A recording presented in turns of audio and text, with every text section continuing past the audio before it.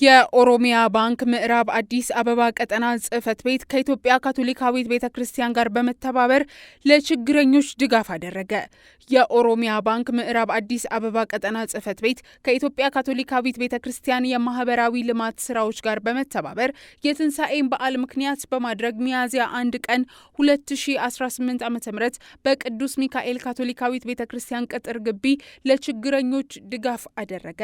የድጋፉ ዓላማ የትንሣኤን በዓል ምክንያት በማድረግ ጎብኚ የሌላቸውን ችግረኞች መጎብኘት ሲሆን ይህ በየዓመቱ በተከታታይ የሚደረገው ድጋፍ ሌሎች ባንኮችንም ለማህበረሰቡ አገልጋዮች በመሆናቸው የማህበረሰብን ለማህበረሰብ በሚል እሳቤ ድጋፍ ማድረግ እንደሚገባ ተገልጿል።